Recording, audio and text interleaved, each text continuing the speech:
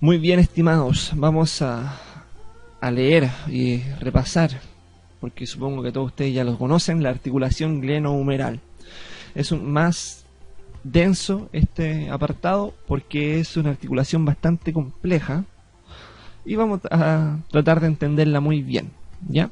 Como características generales, esta articulación está formada entre la cabeza grande y convexa del húmero, que pueden ver ahí, y la concavidad superficial de la cavidad glenoidea, que es parte de la escápula.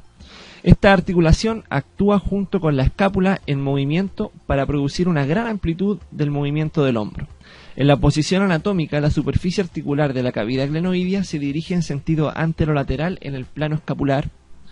En la mayoría de las personas, la cavidad glenoidea está un poco girada hacia arriba.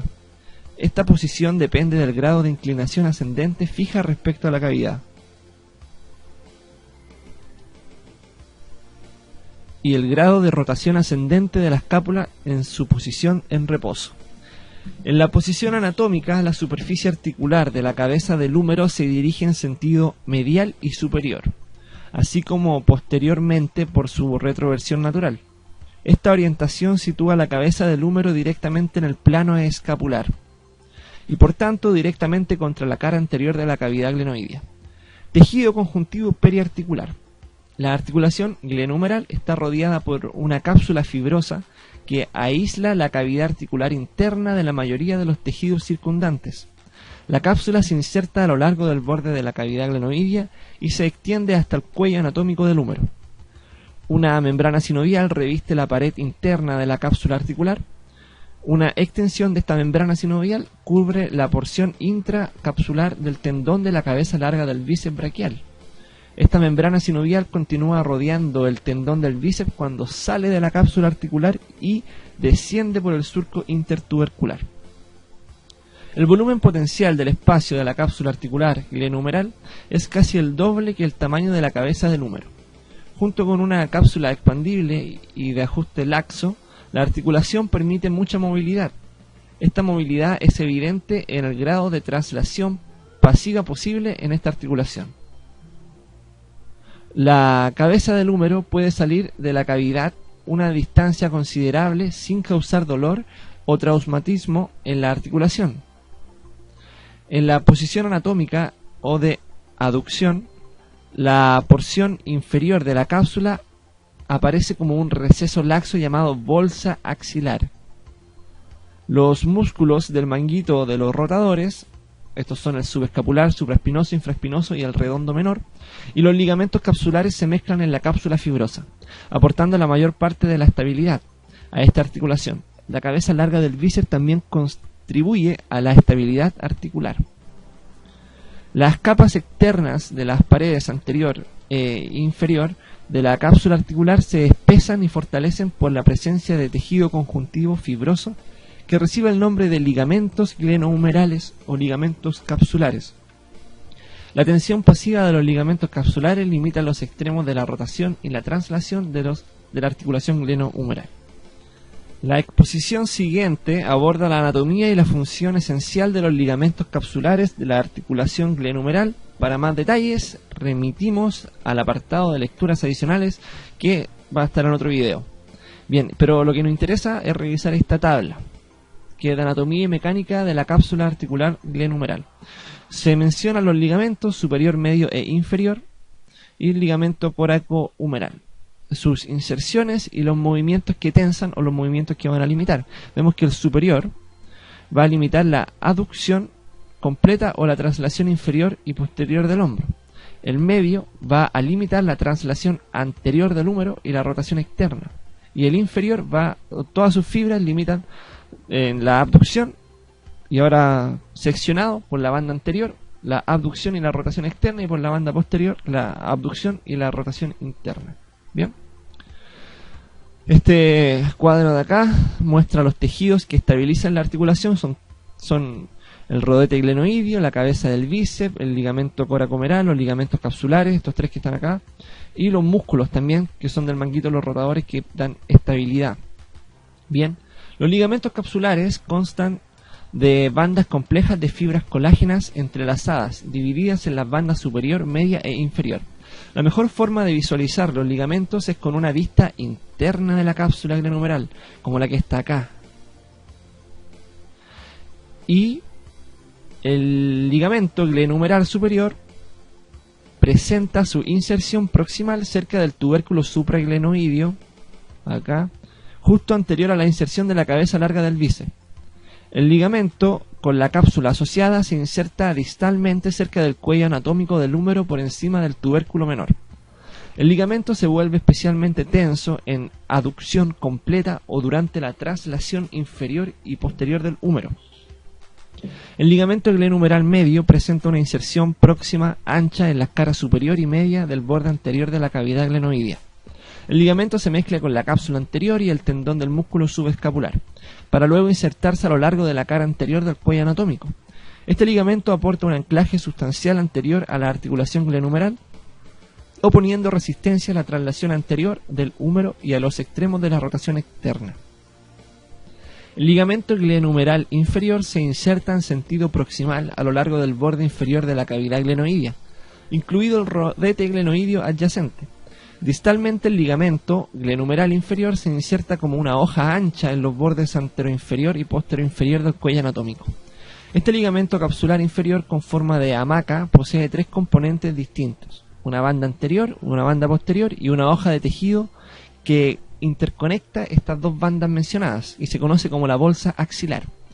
Esta bolsa y los ligamentos capsulares inferiores que lo rodean se vuelven especialmente tensos a unos 90 grados de abducción. Esta bolsa, ahí vemos las bandas anterior, posterior y esto que forma como una hamaca, que son los ligamentos glenohumeral inferior, siendo un elemento importante de la estabilidad anteroposterior de la articulación glenohumeral en esta posición. En la posición de abducción, las bandas anterior y posterior se vuelven tensas en los extremos de la rotación externa e interna respectivamente. La cápsula de la articulación glenohumeral recibe el refuerzo adicional del ligamento coracomeral. Este ligamento se extiende desde el borde lateral de la apófisis coracoides hasta el lado anterior del tubérculo mayor del húmero. El ligamento coracomeral se mezcla con la cápsula y el tendón del supraespinoso, tensándose en los extremos de la rotación externa, flexión y extensión. El ligamento también opone resistencia al desplazamiento inferior, es decir, a la traslación de la cabeza del húmero. La cápsula de la articulación glenohumeral recibe un refuerzo estructural significativo a través de las inserciones de los cuatro músculos del manguito de los rotadores. El músculo subescapular se halla justo anterior a la escápula y los músculos supraespinosos e infraespinosos redondo mayor se extienden en sentido superior y posterior a la cápsula. Estos músculos aportan la mayor parte de la estabilidad a la articulación durante el movimiento activo.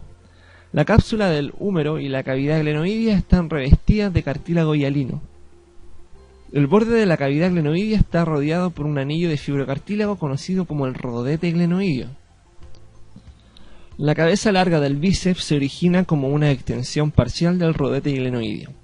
En torno al 50% de la profundidad global de la cavidad glenoidea se atribuye al rodete glenoideo. El rodete da profundidad a la concavidad de la cavidad, aportando estabilidad adicional a la articulación. Ahora vamos a hablar de la estabilidad estática de esta articulación. Normalmente de pie, en actitud descansada, con los brazos a los lados, la cabeza del húmero se mantiene estable. ¿Por qué? En esta cavidad, una estabilidad se denomina estática, esta porque está en reposo. Un mecanismo para poder controlar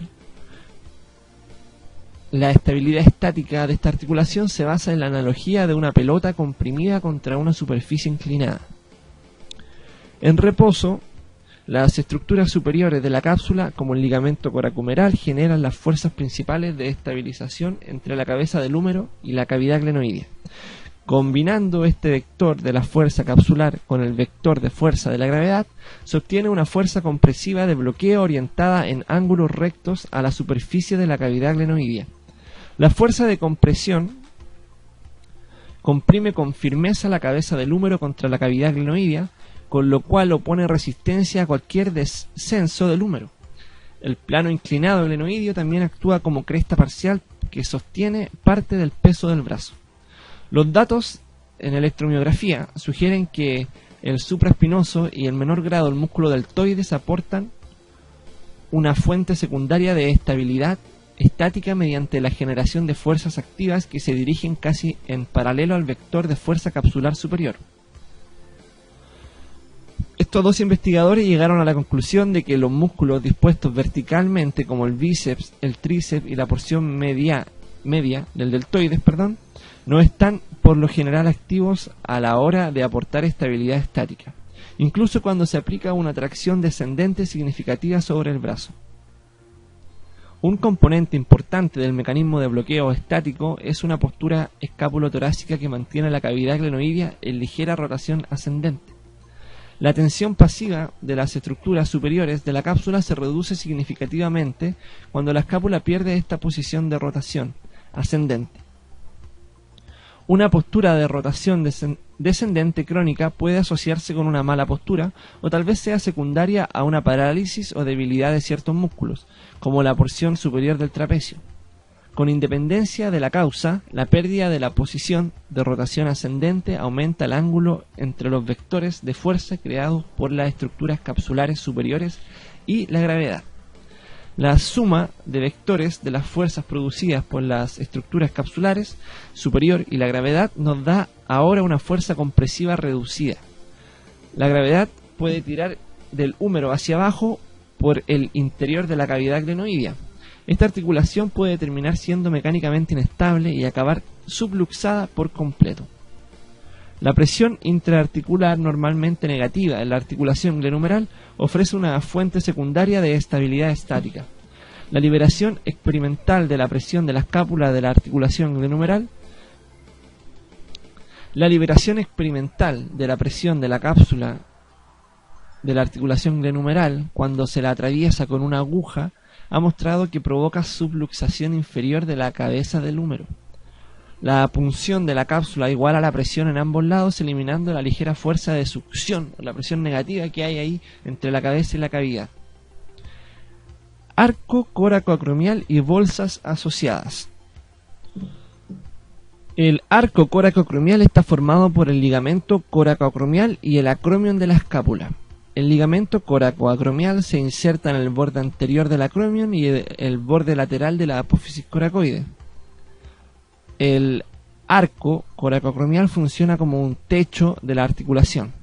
En un adulto sano existe solo en torno a 1 centímetro de distancia entre la superficie del arco y la cabeza del húmero. Este importante espacio subacromial contiene el músculo y el tendón del supraespinoso.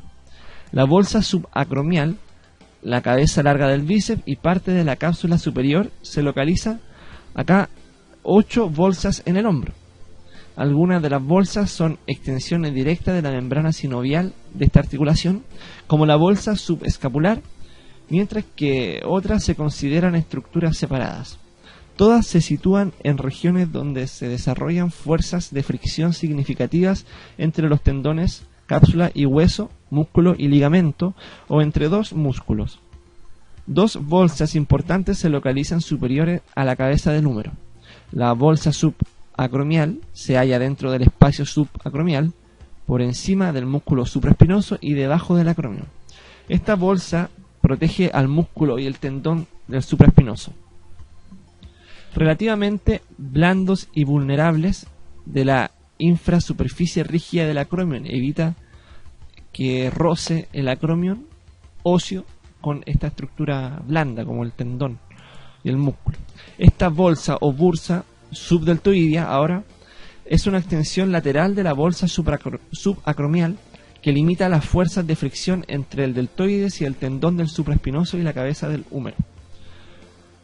La cinemática o la biomecánica de esta articulación la vamos a ver en un video siguiente para que no se haga muy largo este video. Así que les vaya muy bien, nos vemos.